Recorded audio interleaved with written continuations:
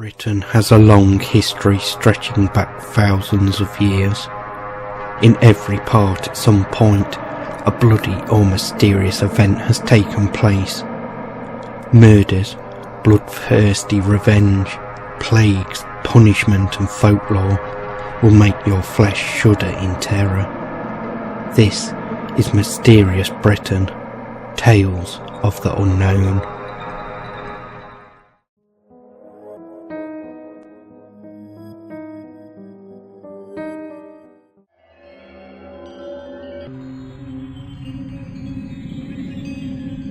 On the Thursday immediately preceding Christmastide were assembled at the Rising Sun the captain and men of a steamwork in the coast below.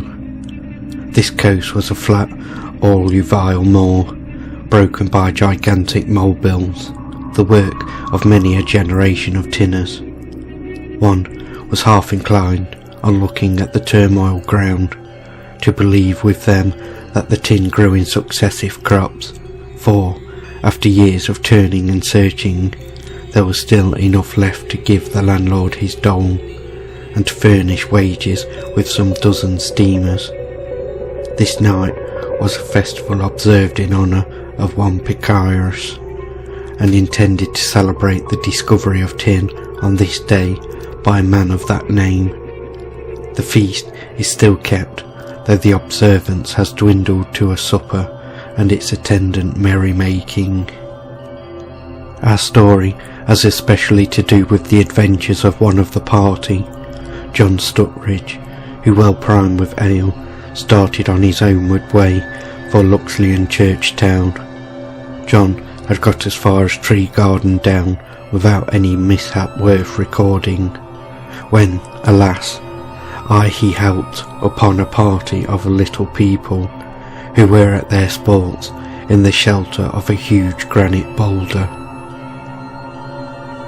Assailed by shouts of diverse laughter, he hastened on, frightened and bewildered, but the down, well known from early experience, became like ground untrodden, and after a long trial, no gate or stile was to be found. He was getting vexed, as well as puzzled, when the chorus of tiny voices shouted, "Ho, aye, and away for Par Beach." John repeated the shout, and was in an instant caught up, and in a twinkling found himself on the sands of Par. A brief dance and cry was given, "Ho, and away for Squire Tremain's cellar." A repetition of the pixie cry found John with his elfish companions in the cellars at Helligane, where was beer and wine galore.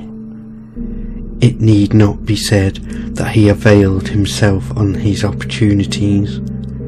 The mixture of all the good liquors so affected him that, alas, he forgot in time to catch up with the next cry of "Ho, and away for Par Beach." In the morning, John was found by the butler groping and tumbling among the butts and barrels, very much muddled with his squire's good drink. His strange story, very incoherently told, was not credited by the squire, who committed him to jail for the burglary, and in due time he was convicted and sentenced to death. The morning of his execution arrived. A large crowd had assembled, and John was standing under the gallows tree, when a commotion was observed in the crowd, and a little lady of commanding mien made her way through the opening throng to the scaffold. In a shrill, sweet voice, which John recognised, she cried, "Ho, and away for France!" which being replied to, he was rapped from the officer of justice, leaving them and the multitude mute with wonder and disappointment.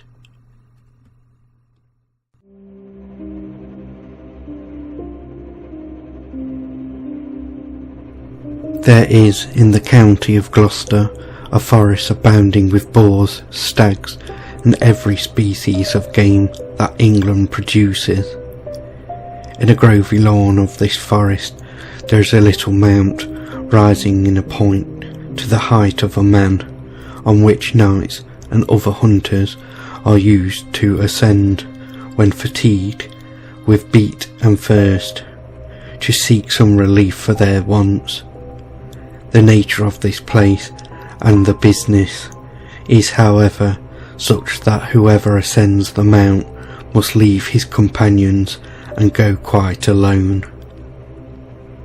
When alone, he was to say, as if speaking to some other person, "I first," and immediately there would appear a cupbearer in an elegant dress, with a cheerful countenance, bearing in his stretched out hand a large horn adorned with gold and gems, as was the custom among the most ancient English. In the cup, nectar of an unknown but most delicious flavour was presented, and when it was drunk, all heat and weariness fled from the glowing body, so that one would be thought ready to undertake toil, instead of having toiled. Moreover, when the nectar was taken, the servant presented a towel to the drinker to wipe his mouth with, and then, having performed his office, he waited neither for recompense for services, nor for questions and inquiry. This frequent and daily action had for a very long period of old times taken place among the ancient people, till one day a knight of that city, when out hunting, went thither, and having called for a drink and gotten the horn, did not, as was the custom, and as in good manners he should have done, return it to the cupbearer, but kept it for his own use. But the illustrious Earl of Gloucester, when he learned the truth of the matter, condemned the robber to death, and presented the horn to the most excellent King Henry the Elder, lest he should be thought to have approved such wickedness, if he had added the rapine of another to the store of his private property.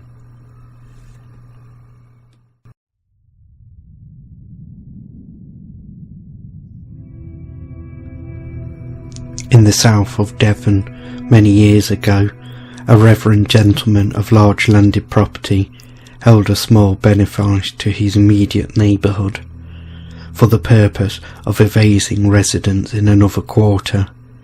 He was accustomed to perform the duty every Sunday, and was conveyed to the church in his chariot through one of those narrow shady lanes for which that country was then so justly famed. He died, and his remains were consigned to the vault in the church of the above-mentioned benefice, with much pomp and ceremony, and followed by a long procession of friends, tenants, and the surrounding neighbourhood. But his spirit was not supposed to rest in peace. Villagers returning from their labours had been terrified by the sound of carriage wheels in the shady lane, and one had even seen the chariot itself drawn by headless horses. The rumour spread till it was confidently asserted in the cider shops that 12 parsons had convened to lay the spirit in the Red Sea. Still, the lane was believed to be haunted, and on investigating the reason why the spell had not taken effect, it was conjectured that, as one of the 12 parsons had been the intimate friend of the deceased, as he knew the tricks, he would communicate it to him, and so render it abortive. That parson was therefore struck out of the list, and the vicar of an adjoining parish, lately come into residence from London town, did it all himself, and neither chariot nor horses was ever known to walk again. This superstition was current on the immediate knowledge of the writer of this tale.